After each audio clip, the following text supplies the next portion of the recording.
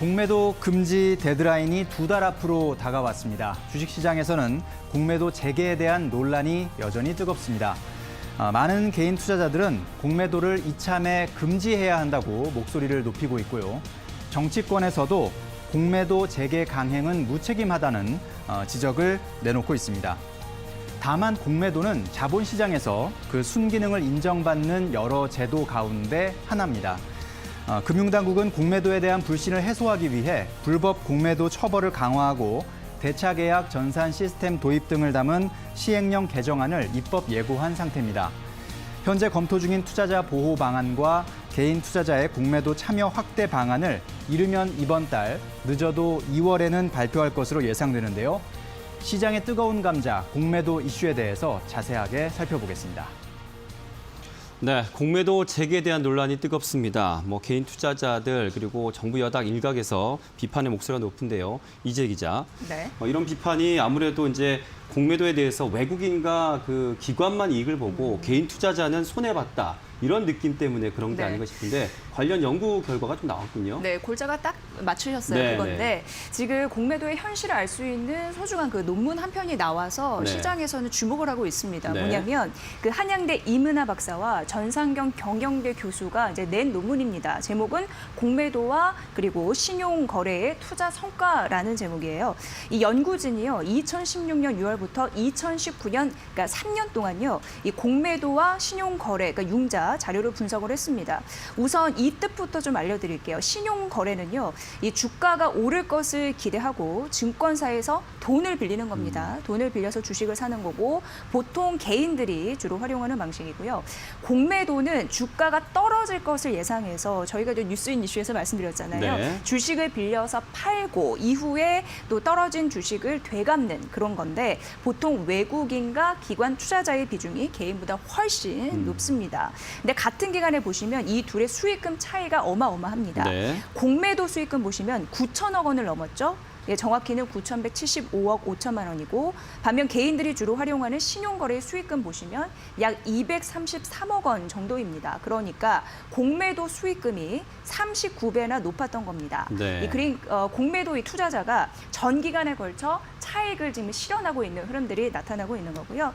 사실 신용 거래량 이런 부분을 보면은 참 이게 좀 문제가 되는 게 네. 전체 거래량에서 사실 공매도 투자 거래 이런 부분 대비해서 6배가 높아요. 그리고 거래 금액 역시 2배가 높습니다. 네. 그럼에도 불구하고 수익률은 공매도 쪽이 훨씬 높으니까 정말 기울어진 운동장이다. 네. 이렇게 당연히 비판이 나올 만한 그런 상황에 처해 있다라고 보시면 되고요. 네. 가뜩이나 이제 현재 공매도 제조가 한 3월 15일부터 재개가 될 것으로 우리는 이제 예상을 하고 있는 상황인데 네.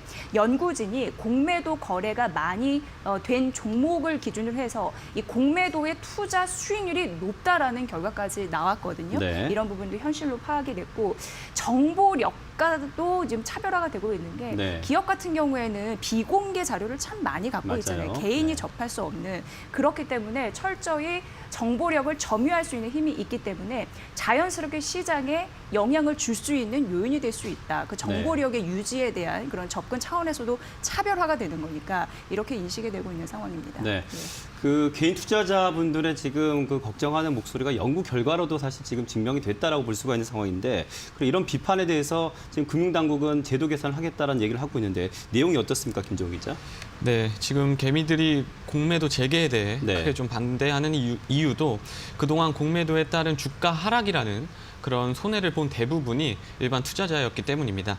또 일반 투자자는 공매도 참여가 쉽지 않기 때문에 기울어진 운동장이라고도 지적받고 있기도 하고요. 네. 금융당국도 이 같은 점을 좀 고려해서 이미 불법 공매도 처벌 강화와 같은 여러 대책을 마련해서 시행 중입니다. 우선 무차입 공매도 적발 시에는 과징금을 부여하거나 1년 이상의 징역형을 내리는 등 처벌할 수 있도록 했고요. 무차입 공매도의 주범으로 좀 지적이 됐었던 대차 계약의 수기 거래 역시도 전산화 시스템으로 좀 변경하는 시행령 개정안을 입법 예고한 상태입니다. 하지만 금융당국이 이번 공매도 재개를 앞두고 공언했던 개인 투자자의 공매도 참여 확대 방안에 대해서는 아직 구체적으로 제시한 것이 없는 상황이거든요. 네. 그래서 금융당국은 공매도 재개 전까지 개인 투자자의 참여 문턱을 좀 낮추기 위해 개인의 공매도를 허용하는 증권사의 수를 좀 늘리고 이들을 위한 대주 재원도 확대하는 방안 등을 좀 고심해서 발표할 것으로 보입니다. 네. 자, 그렇다면 전문가들은 이 개선 방안에 대한 어떤 또 의견들 내놓고 있는지 궁금한데요. 이재 기자. 네. 정말 들었다시피 개인들이 이 공매도 분야에서 더 높은 투자 수익률 내기가 여간 쉽지가 않은 게 현실입니다. 네. 그렇기 때문에 차별을 없애야 된다라는 주장이 당연히 나오고 있는 그런 상황인 거죠. 공매도 수익률이 높다라는 게 이제 결과로 우리는 확인해 봤는데 여기에서 공매도에 참여한 투자 주체들의 그 비중을 살펴보니까 굉장히 차이가 납니다. 뭐냐면 네. 외국인이 59.1%고요. 기관이 40%고 개인이 0.8%에 그치는 흐름들이 나왔거든요. 개인들이 훨씬 수익을 내지 못하는 상황입니다. 그렇다면 개인에게도 공매도의 문을 열어줘야 된다라는 그런 입장이 나오는 거고요. 근데 놀랍게도 이를 취급하는 증권사가 6곳밖에 되지 않는다고 합니다. 그러니까 종목과 수량에도 제한이 있는 것으로 현재 파악이 되고 있고요.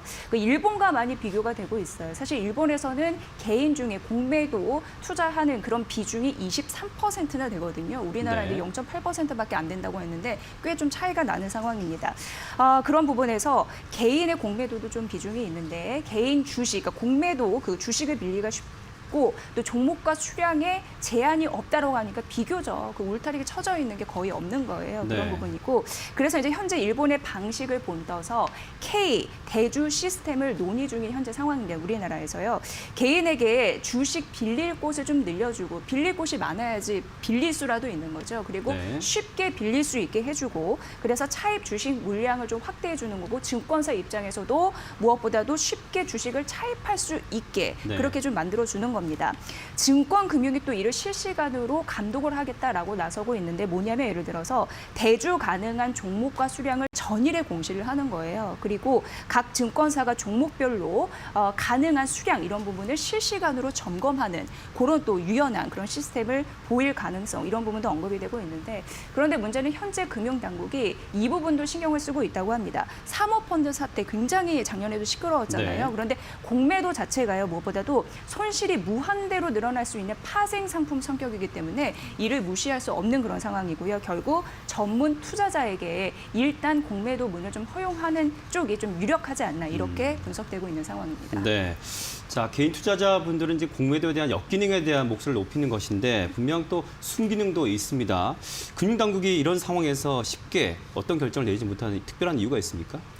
네, 일단은 이번 사태를 보면서 네. 작년에 이제 그 대주주 요건 변경 때도 네. 비슷한 분위기지 않았습니까? 그때도 개인 투자자들이 상당히 이제 반대의 목소리를 네, 냈었고 네. 결국은 이제 반영이 됐던 네, 그런 맞아요. 기억이 있는데 지금도 이제 개인 투자자께서는 공매도를 이참에 아예 금지해버리자 이런 목소리를 내고 있고 또 한편에서는 공매도가 필요하다면 하기는 하되 조금 현재 기관 외국인한테 좀 유리한 그런 기울어진 운동장이라는 지적을 좀 바로잡게 해달라 그런 노력을 정부가 해달라라는 이야기를 하고 있는 것입니다. 네. 근데 이 두 가지 그 주장에 대해서도 정부에서는 또 쉽게 결정하지 못하는 그런 이유들이 있는데 네. 약간 이제 교과서적인 이야기를 제가 일단 해드려야 될 것 네. 같습니다. 이게 앞서서 질문 답변에서는 이제 현실적인 이야기를 네. 했다면 제 답변에서는 좀 교과서적인 이론적인 답변을 해드려야 될 것 같은데 일단은 공매도가 자본시장에서 그 순기능도 분명히 있다. 그렇죠. 그런 네. 역할이 있다라는 것이 바로 또 금융당국에서 네. 고민하고 있는 하나의 포인트입니다. 예를 들어서 주식시장에 추가적인 유동성을 공급할 수 있는 어떤 그런 역할들 네. 혹은 부정적인 정보가 가격에 빠르게 반영되도록 해서 주가 거품, 주가 버블을 방지할 수 있는 그런 기능들을 할 수 있는 것이 공매도라는 제도이기 때문에 네. 이런 제도를 쉽게 금지하거나 없애기는 어렵다라는 네. 것이 이제 정부의 하나의 생각이고요. 네. 자, 그렇다면 또 개인이 똑같이 참여하게 해달라는 부분에 대해서도 이제 개인이 만약에 똑같이 참여했을 때 이 공매도라는 또 제도의 어떤 좀 무서운 그런 부분들도 생각을 해봐야 되거든요. 네. 그러니까 우리가 일반적인 주식 투자의 경우에는 내가 딱 어떤 주식을 샀을 때 손실 볼 수 있는 한계가 딱 정해집니다. 예를 들어서 내가 5만 원에 어떤 주식을 샀을 때 그게 상장 폐지가 되더라도 나는 5만 원을 손해 보는 거지 않습니까? 네. 근데 공매도 같은 경우는 그 주가가 한없이 만약에 상승하게 된다면 나는 5만 원, 10만 원, 100만 원, 1000만 원의 손실까지도 네. 볼 수 있는 것이 이론적인 것입니다만은 네네. 일단 그런 부분이 있다. 그리고 만약에 그런 경우에는 개인이 그 리스크를 감당하지 못했을 때는 결국 시장이 붕괴될 수 있는 그런 리스크가 있다는 것이 교과서적인 어떤 그런 우려이거든요. 네. 이런 점들을 감안해서 금융당국에서는 공매도의 순기능 쪽에 조금 더 무게를 두고 그렇다면 지금 현재 조금 불합리하거나 한쪽으로 치우쳐져 있는 그런 것들을 바로잡겠다라는 쪽에 조금 더 무게를 두고 있다고 보시면 되겠습니다. 그래서 기울어지는 운동장을 바로잡는 노력이 아마 나올 텐데 뭐 이르면 이달 중에 개인 공매도 활성화 방안 또 투자자 보호 방안을 함께 마련해서 발표할 예정이라고 하니까 그런 부분들까지 잘 기다려서 보시는 것이 좋을 것 같습니다. 네,